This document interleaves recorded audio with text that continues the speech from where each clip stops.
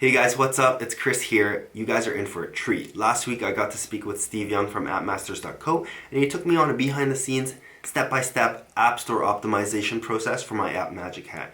Now the cool thing is that normally he charges his agency clients thousands of dollars to go through this process. And you're going to get to see all of this for free. How you choose your keywords, how you optimize your app store listing, questions like do keywords in the description matter, do text on the screenshots matter, things like that.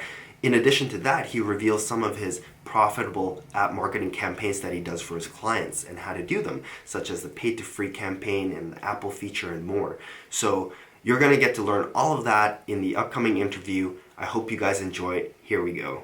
Hey guys, what's up? It's Chris here, and I'm here today with a special guest, my good friend Steve from appmasters.co. And he's here today to share with us some of his insights and expertise on the Magic Hat app listing that we've been looking at, that we've been updating, and that we are almost ready to submit. So we're gonna let Steve take it away here. Cool, Chris. Well, we could talk about all marketing strategies related. So I just picked ASO because I felt when I looked at the app, I thought it would be something that would be worthwhile for you. But then we can get into some of the other details about like what else you can do besides just ASO. Sure. Yeah. All right. So for those who are, welcome guys. For those who aren't familiar, ASO just means App Store Optimization, which is SEO for the App Store. And essentially what I did here is I put this spreadsheet. Now this is a patented App Masters spreadsheet. All right. No, so Chris can share. Awesome. You can share this with your audience later on. But this spreadsheet is something that we put together and walks you through all the different strategies that we've talked about on our YouTube channel and our blog as well. But essentially what I try to do is compile a long list of keywords. Now for you, Chris, just for this demonstration, I just put a few keywords. So the first thing I did, Chris, was I actually went into App Annie and I put in your app. It's completely free. I put in your app, and in the keywords field, I wanted to see which keywords you're currently ranking for. So right now, your top ranking keyword according to App Annie is preschool speech, and then peekaboo animals, and so forth. So, I'm going to be honest with you, Chris, they're not ranking really well, right? Preschool speech is 71, and then peekaboo animals is 116. So it's pretty low. But what I was able to do because of this was like, oh, peekaboo is obviously a keyword that I didn't think about. So that I ended up throwing that keyword into this big old spreadsheet as well. Okay. So what we want to do is really compile a long list of keywords. And what I did was I just used the App Store, right? So everybody, and then I went to the App Store and I put in peekaboo. And here's what I did, right? Can you see that well, Chris? Yeah. Okay, cool. So I just put in peekaboo and I let Apple tell me what it was auto suggestion. And so a lot of these peekaboo related terms are because of what Apple said. Okay, so I put in zebra and elephant because those are the first three animals that were given away for free. So we have zebra, elephant, and parrot. I put those in there. And I thought about phonics related terms too. So again, I put phonics into the App Store, and then the phonics related terms are what Apple auto suggested, meaning there's pretty high, decent traffic volume for them or really relevant keywords. And then everything else. So I want to highlight this too, Chris, although there's not a lot of traffic volume for this, but think outside the box. So this is inside the box, I would say. We're all inside the box. We're thinking in the App Store. We're thinking directly related to what this app is about. And then outside the box would be, what other things would be people searching for? So obviously Sesame Street, but pretty competitive. I thought Melissa and Doug. I know we're both fathers. So I was like, okay, I got a lot of Melissa and Doug stuff. So if you start thinking about different brand names that kids might be looking for or parents might be looking for that might have decent volume and low competition, then they might be worth ranking for. So with Melissa and Doug, obviously the search volume isn't high. But what I love about these, when you think outside the box, is the competition is really, really low. So a lot of times when you start thinking outside the box, you're going to find you're going to hit on one that's like, whoa, really good search traffic and very low competition. You might be competing with one other app. Sesame Street is a bad example because they've got a ton of apps, but you might find a brand name that hasn't really gone into the app space, but people are searching for that brand name. That's what we're looking for here. Okay. Does that make sense? The traffic score on the leftmost column right there, is that out of 10 or 5 or? Yeah. Well, so I'll go through this column stuff, and this is the ASO exercise that we normally do for our clients. But essentially once we compile these keywords, we put them into our two favorite tools. And what we found are the two most accurate tools. So Sensor Tower and Mobile Action. And I found that if you had to pick one, so to the audience, because we pay for both, but if you had to just pick one, I would pick Mobile Action. I found that to be the most accurate out of all the ones that I've tested out. But I pay for both. They're relatively new. Sorry to interrupt, but I when I originally published this app, I knew about App Annie and Sensor Tower, but I never knew about Mobile Action. Yeah, it wasn't until a lot of my friends started saying, "Hey, have you checked out Mobile Action? It's pretty cool." And it took like 3 or 4 different people who said, "Have you checked out Mobile Action?" For me, like, all right, let me check out Mobile Action, because I was like you, man. I was like, oh, it's only Sensor Tower. I'm just gonna check out Sensor Tower. Right. Yeah. So yeah, feel free to interrupt anytime. But the traffic score, it is out of 10, and the higher, the better. All right. Difficulty, it's out of 10 again. Now you want the lower, the better. So low difficulty means, okay, there's a high likelihood that you're going to rank. Search score, same thing. It's out of 100 this time, because Mobile Action goes 20, like down to 5, 0. I've seen some zeros, but 0 all the way to 100. And then chance, you want a high score. So it's usually how the chance that you'll likely be ranking high for that term. So 100% means, all right, there's pretty good chance that we're going to be top 5 for this particular term. So, when I was looking at your app, I was like, okay, the first potential growth channel that I would look at is App Store optimization. And that's why I put this spreadsheet together for you, Chris. And what I did was, so, the keyword length is just, I have this in here because, with iOS 11, you're going to be limited to 30 characters in the app name. And then you have the subtitle, which is indexed as well. And then you have the keyword fields. And so whenever I'm like, I put it together, I'm like, oh, I only have 4 more characters left. This field allows me to see which keywords have 4 characters that I might be looking for. I see. Right? And then So for the... Yep. Yeah. Go ahead. Yeah, for the viewers out there, when they're compiling this list of keywords for their own app, like how big of a list should they shoot for? So I'll just tell you what I normally shoot for. I try to get anywhere from 80 and sometimes go all the way to 300. But I would say like 40 or 50 are good, because that really makes you think through what else you can, because we're not even going to fulfill the 100 characters, all the characters. I would say like let's say 160, right? Just 30, 30, and 100 with just this list. Right? So we're not going to fulfill it all. And then it's going to force you to think outside the box. So what I normally do, Chris, is I'll look at some of your competitors and I'll see which keywords they're ranking well for. And that'll help me spur some thought about what other keywords might be able to target. Okay, cool. Cool. So the apps is just the number of apps. Rank is your actual current keyword ranking for these particular keywords. I see. So normally, if you were ranking really well, I would sort this list and I would say, okay, well, I don't want to lose this rank for Chris. So let's see what the top ranking keywords are. And then I would go into target is which keywords I want to target. So looking at this list, Chris, what I normally do is I sort by chance just to see which keywords have the highest chance scores. Because I find that, like Mobile Action is a little bit more accurate when it comes to difficulty.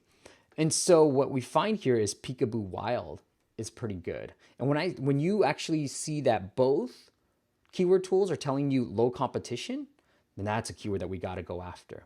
So for example, what I'm really finding there are 2 keywords that really stand out as a high chance for you to rank well. Peekaboo Wild and Animal Planet. Right? Okay. How attached are you to the Magic Hat app name? Well, it's kind of embedded into the app, but not, like, I wouldn't say completely attached, because it's not like I have a whole catalog or series of apps based on Magic Hat, although that was kind of the eventual idea. Okay. But I want to hear what your thoughts are. So if my thoughts would be, if you're not completely attached to it, then I might, just because I want magic in there, because you seem to like it, I might put in magic. So I'm putting in a new app name for you, Magic Animal Peekaboo, or Magic, there's Peekaboo Animals, right? Peekaboo. I see that kind of tells you a little more about what the app is about. Right. Tells you a little bit more about what the app is about, and also has keywords that we're really targeting. Right? So it could be Magic Animal. Well, let's say you wanted to go is it going to be all peekaboo type of apps? Yeah, that was kind of the thought. Okay, perfect. I love it then. So I'll do magic, peekaboo, and then wild animals or wild animal, right? Wild animals. Let's do that. Wild animals. We can put animals. So what I'm doing here obviously is peekaboo wild. That becomes the keyword that we're targeting, right? It has a high likelihood that we're going to rank well for it. So I'm putting them together, and I'm still trying to stick to your brand of magic. So magic, peekaboo, and now I'm going after this. And now you see Animal Planet being one, right? So here's the way I would do this would be, so there's a trick where if you repeat a keyword that you're really targeting twice in the app name and in the subtitle, this is for iOS 11 now, it tends to help you rank well for it. So I might go like, all right, Animal Planet. It's probably too specific because Animal Planet, I think, is a trademark. It might be a trademark term, but something like this, or I was trying to put like explore, right? Like explore Animal Planet peekaboo. Something like that. But essentially what I'm trying to do is have Animal Planet and then repeat peekaboo again, because that's the keyword that I'm really trying to target.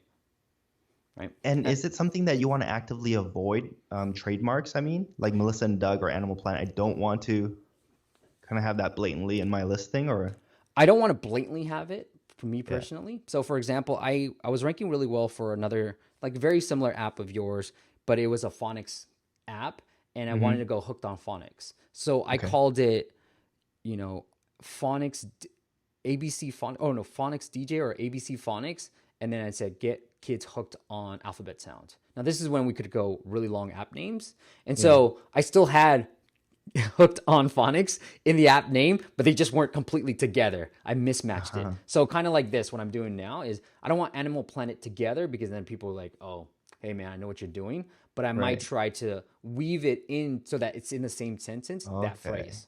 That's cool that it would still kind of rank for that, even though the words aren't together. Yep.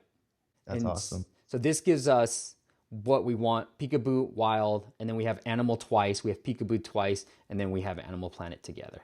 Now we don't, just for the viewers, listeners, we don't need to repeat what we're going after. So generally what I do in this target tab is I'll put in where I put it. So US title, and then I'll put this in like US subtitle, just so I know I can keep track of where these keywords ended up falling in. And now I know I don't have to reuse this, right? So if I wanted to use, let's say I wanted to target Animal Jam, I could just put jam on here in the keyword field, right? So now then I put US keyword. Oh. Right, and then this is US title. So wherever it is. Now I want to go after ABC phonics. So I'll put ABC phonics in here. And notice that I'm not putting, one of the big newbie mistakes that I made was I put spaces. So I put like this and like this, just because I thought it looked cooler, which is jam, comma, space, ABC. Don't do that. Just put jam, comma, ABC, comma, phonics. Phrases like this. One last point. When I'm going after phrases, I don't have data to tell you which way is right or not, but I tend to just keep it together because I find that, okay, I'll just keep this together. So like Melissa and Doug, for example, I'll just put together. Yeah, one of the things that is not very intuitive about this, and it's awesome that you're showing us this, because if, let's say I wanted to target Animal Jam, and this kind of goes against SEO and even YouTube tags, like I would literally put Animal Jam somewhere in my article or my video tag, but in this listing, they're completely not together, but it still work. Yes, right. And if you wanted to get aggressive, and this is just generally what I do, because Animal Jam has a really high search score. So when I see discrepancies like this, like Animal Jam, Mobile Action saying chance score is really high, meaning low difficulty. Sensor Tower saying pretty high difficulty. So Chris, like anything that's highlighted, this is what I've deemed, what Steve Young has deemed to be low competition. That's anything under 3 for Sensor Tower and anything above 70 on Mobile Action. But let's say I want to get aggressive on this, right? So so the US App Store actually indexes the Spanish Mexico localization, meaning if you put English keywords in there, you can rank well for them. So this is a great example and a great segue. If I wanted to rank really well for that term, I would hide it here. Right? Wow. And then I might get aggressive here too. And I just put Animal Planet. Peekaboo. Right? Because then most likely nobody's going to see this unless you're in Mexico.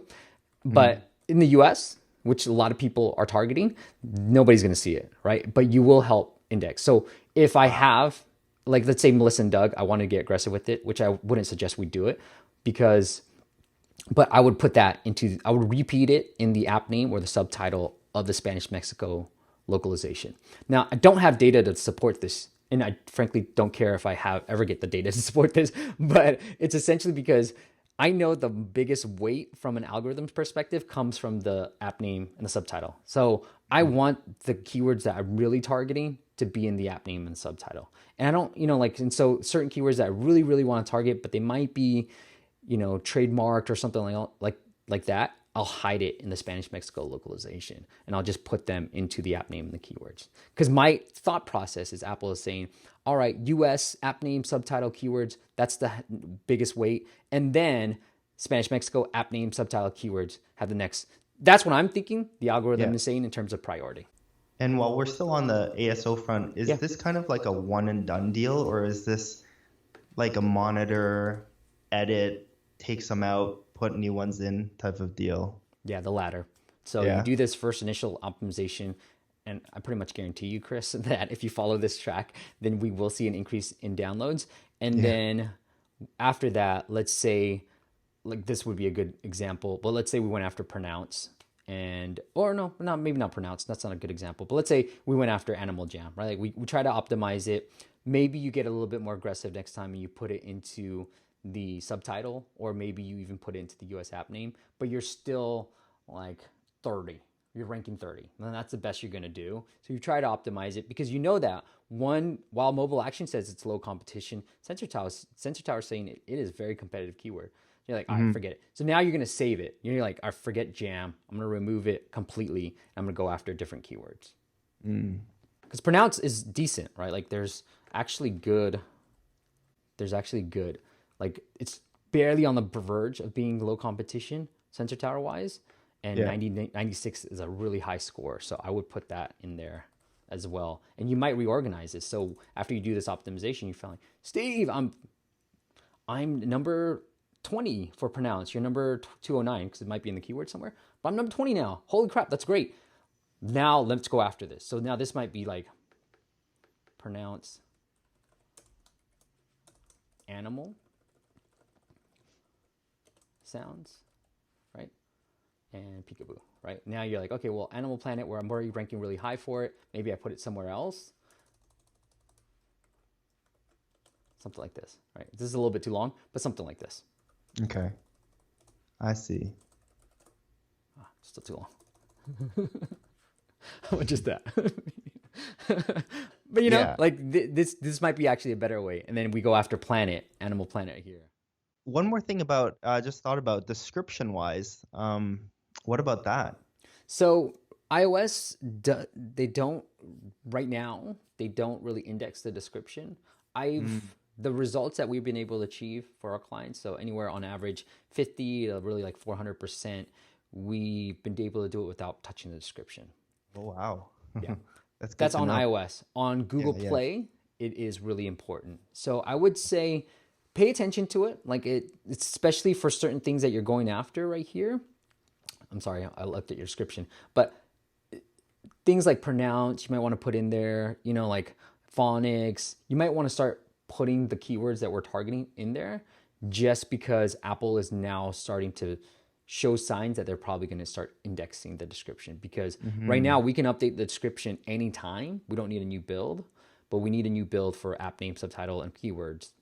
But right in the future with iOS 11, description is going to be one of those things that you need an update for. Then the description might be a good place to write for the people who are potentially going to download the app, right? You're trying to entice them to go ahead and hit that download button. Yeah. And screenshots too. So what about text on the screenshots? Does that count for anything based on what you've experienced? I think it's very small. Like I think about the biggest in terms of, I get these questions and that's a great question, but I think it makes a slight difference, right? It's just one of these things that's like, oh, it's kind of nice to have when it's like, I guess the best analogy would be a steak. If you're making a killer steak and you start with the great beef and the cut, you're going to have a killer steak as long as you don't mess it up, right? And then if you add a little bit of seasoning, just adds a little bit more. And that's what I would think of the words on your screenshots, because Google did start saying that, hey, we're going to start indexing those words, just because Google is like very advanced than Apple. But I would say the biggest bang for your buck is going to come from the app name and the subtitle and the keywords and all that. It's awesome. Let's move on to the next part then. So one thing that I looked at when I was looking at your app was you need some reviews, right? So even if you get some friends, anybody, right? You yourself, I've seen a lot of people who leave their own reviews, but you want to get at least 5 in there, because then it shows some rankings. And because you talk a lot about development, Chris, there is you probably know better what the right word is, but a reviews API that Apple has, and that has seen some really good results from people, right? And so I would put that in there, where Apple has some limitations on how often you can show it, but it does make it a lot easier for people to leave reviews, because they don't have to leave the App Store anymore. They just put 5 stars, hit submit. You don't have to write a long review. So you will see an increase in reviews that way. So that's one other thing that I would do. I love your screenshots. I love it. I think the things that I would change are probably, I would probably show like a little bit more of like maybe the text, make it a little bit bigger and talk more about like what the benefit would be to the parents. So right now it looks like a screenshot of the main menu, the first screenshot. And then the second screenshot talks about like tap the hat, colorful. It could be just screenshots that you're pulling from the app, and which is fine. But what I really loved about your app is the graphics are really well done. And so I might move the zebra one to the second one, and then make the text a little bit bigger, be like word breakdown and pronunciation, so that people can read it a little bit more. But I would put that as a second one, because, as parents, that's one, we want to see good graphics because we want our kids to be engaged. And two, it's like, what's the benefit of this app versus somebody else? And I like the fact that you broke out those words. That really spoke to me as a parent, be like, oh, that screenshot spoke to me out of the 5. So, and the first screenshot I think is nice, like boom, kind of suck me into it. And the second screenshot would be, hey, this is what we do. This is why we're great. And you might even lead with the first one. I think it's strong enough the zebra one is strong enough to be the first one too. The next thing is, so are there any paid in-app purchases in this? It's just all completely free. So you want people to buy the paid one? Yeah, that was the idea, because of the whole just paid like in-app purchases with parents, and kids playing around with it. Yeah. I don't know. So I don't have any data or any opinion on this. I have opinion, but I don't have any data to back it up. And so usually I hesitate to say anything unless I have the data. But I would think that it probably converts better if you just had the in-app purchase in there. People used to do this where they would have the Lite and the Pro version, and then they would try to cross promote those two. I think it works just fine too. But I think having the in-app purchases, and the reason why I'm telling you to go with that in-app purchase route is it allows you to run this campaign that I love the most. It's called the pay to free campaign. And you can run this with your paid app, but you're obviously not going to make any money off of this. But what I would say is you give 3 animals away for free. Maybe it's 10 for another like pack. You have packs, different packs, and then another package for all of them. So you have like 3 different packages, and then what I would then do is make one of the first packs free, maybe like your least performing pack, make that free, get press for it on App Advice and say, hey, Tyler, I'm making this in-app purchase free for a couple of days. Love for you to cover it. He will cover it. And if he doesn't, you come back to me, Chris, because I got a really good relationship with him. But he will cover it. And what we've seen is that there's thousands of downloads that happen, and you actually see an increase in in-app purchases for your other ones just by making that one free. I see. Yeah. So it's a really great campaign. It's something you can run every quarter on every single app. Because Tyler doesn't want to cover too many at the same time all the time. But I have a past client who does this every single week. Like if you go on App Advice and you look at that, you'll see his apps, one of his apps, because he's got a portfolio. And Chris, as you build up your portfolio, you can start doing this every single week, right? Because what happens is there's actually more downloads for your other apps. too. So there's this like natural organic cross-pollination where people check out your other apps and they see a boost in downloads too. Yeah, I mean that I always knew that was kind of like the end game. Like you need a catalog of apps that you can cross promote, and you can bundle and sell in bundles too. So yeah, I'm on App Advice right now, and they have this section called Apps Gone Free. That's the one you're talking about? Yep. That's where you want to be, because I've done some case studies where I say, here's what happened to my apps when I pitch App Advice. Here's what happened when I just made it free and didn't tell anybody, not even Chris. And like the downloads was 30,000 when App Advice covered it, and like 200 when App Advice didn't cover it. Wow.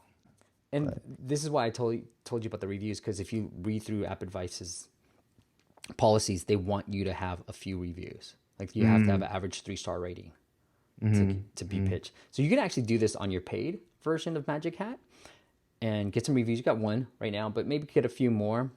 And then like what I would do is just make it free for a little bit, tell a few friends, hey guys, it's free. Can you please leave a review? I really need 5 to show up. And then make it paid again, and then pitch App Advice and say, hey Tyler, I'm making this free from tomorrow. It's only free for a couple of days. We'd love for you to cover it. And then make it free. As long as he covers it, you'll get that boost in downloads, and then make it paid right away. Like just make it free for a day, make it paid again. We did this for another client where his was a $12 app, Chris, but he did 30,000 downloads. Wow. When we went, and then he made an extra $1,000 just because we made it free for just one day. That he ended up spiking the actual like travel category. I think it was that he made 27 travel category, and I forget if it was probably under. I think it was probably under the paid, but then he got a lot more money because he hit that chart, and the press came from it. People ended up buying it, so he made $1,000. He was pretty happy with that. Cool.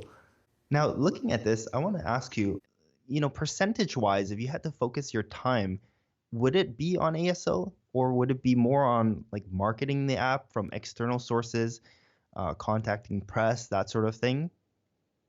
Because it seems like there's a lot to do on that side, more so than the ASO side, right? Well, I look at the app. So if I look at first and foremost from an ASO perspective, I know it's controllable, right? If I do a little bit more homework, if I put in effort, Chris, I can get you more downloads. That's controllable. Now, PR, I can put in the same amount of effort. I can do everything, put so much passion into it, but it's not controllable. Meaning I can still pitch that reporter and they'll be like, oh, great job, Steve, but they say no. So what I found is PR, when I think about that, I don't focus too much on it anymore, just because I haven't seen a huge amount of downloads coming from it. Now, if you're thinking about like raising another round of funding or BD, business development, that is when PR would come into play. But I would rather spend my energy on something that I can control and see good results. And with PR, you're just going to, kind of like App Advice too, but you're just going to see a bump and then down, right? Whereas ASO, you see bump, and then hopefully you optimize again, you see bump, and then you see more, right? Like, so it becomes sustainable, whereas PR just goes up. It'll probably go higher than ASO, but it'll come right back down too. Yeah, it's like a quick win. Yeah. And it's like a vanity thing. Oh, hey, I was covered on all this stuff. Now, for kids apps, I would say it is nice because as parents, we're going to look to these awards, right? For some reason, I don't know if you feel this way. For some reason, the fact that they won some silly reward means something to me. So I'm like, oh, okay, it's worth checking out, right? It's like voted best mom app or whatever it is. I'm like, oh, okay, let me at least try this app out. And so with kids apps, I might try to go like featured on Common Sense Media or iPhone Mom Loves It or like something like that, just to say to help my ASO and my conversion, just to have in the screenshots, essentially. Yeah, man. The other thing, I focus on is Apple features. So this is where I like Apple. I was just thinking about this morning. But if you think about PR, there's like so many publications that you have to reach out to, right? And you have to impress and get them to say yes, right? Yeah. And so with Apple, it's like trying to date or just like finding the person that you love and just going so aggressive on her and trying to get her to say yes, right? And with Apple, like you can make that with PR, like if you think about them side by side, Apple, I can try to woo her. If I get her to woo her, that's going to mean like millions and millions of downloads, a romantic lifelong life of full of love. But if I go PR, it's just like, that was a great date, but now you're gonna have to find the next PR publication, the next lady. And so I rather focus my energy on pitching Apple. And what I would do for you is, I think you had a great graphics, is, you know, like go the normal process, App Store promotion or appstore.com/promote. And then we did another video before where we try to figure out who the right App Store manager is at Apple to pitch. And so if you tell that good story, you just have to get one person to say yes, and that'll lead to tremendous amounts of downloads. So I would go after that too, because it doesn't hurt. Like they can just say no, and then what happens? Like nothing else. You're back at where you normally were. And is the App Store feature thing only for new apps coming out, like before you've published your app? Usually for games, Apple is starting to highlight older games now, but they all seem to be the same ones. It's just like a different rotation. Like, I've seen this, Apple, thank you. But for kids apps or non-games, it's fine. It's usually when you've got a good update or it hits their radar. It gets on their radar somehow. Like, we got one of our clients, we got featured. It was a Learn Chinese for Kids, like completely niche, right, Chris? We got them featured by Apple in the US, and I think some other countries too, but US and Canada maybe. But essentially, like, I didn't think it would happen, but we got it. We helped them get featured. Man, that sounds like an app that I need right now. Really? For my kid. Yeah. I've got a lot to go on, Steve. So I'm going to put this into practice right away, and we're going to submit this Magic Hat app in a couple of weeks. So Sweet. Do you have any more words for the audience? Do you have any closing words? I would just say, look, there was a lot covered here. Start with the ASO. I would say try sign up for that mobile action. I would just say start with that. Try to find these keywords that Chris and I have done where relevant to your app and low competition, decent traffic. And once you start with that, and then try to optimize bits and pieces, and you start getting the ball rolling a little bit, then you're like, oh, what else? Like, so whet your appetite a little bit and just start with the ASO, and then start thinking about what other channels you can work on. Cool. And what if some people want to learn more about app marketing ASO? Where can they find you, or where can they learn more? Chris, I'm on YouTube too. You're an inspiration to me, man. Yes. I was like, holy cow. I've plugged your channel before. I know, I appreciate that. I think my audience knows about you. No, I've actually heard of people who came in. He's like, I saw you on Code with Chris. No, so if you go to appmasters.co, you'll find all the information. I have a podcast that Chris has been on. I've got a YouTube channel and the blog too, and I interview a bunch of guests. That's how I got started in the spaces. I just started interviewing some of my heroes in space, really learn from them, and then started using what they taught, and then started teaching back, and then modifying, obviously, a little bit too, improving on my learnings. Yeah, actually, that podcast is like gold. Yeah, so guys, go check that out. Steve runs a pretty frequent podcast, and where he interviews people who have had a lot of success on the App Store and with their apps. So you can learn a lot from that. Okay, so thanks so much, Steve. And I guess I will let you know how things go when I submit my app. Yes, dude. I got to know. I'm guaranteeing you. I'm guaranteeing you there's going to be an uptick. All right? Yeah. All right. Thanks. Take it easy, Steve. Thanks, Chris.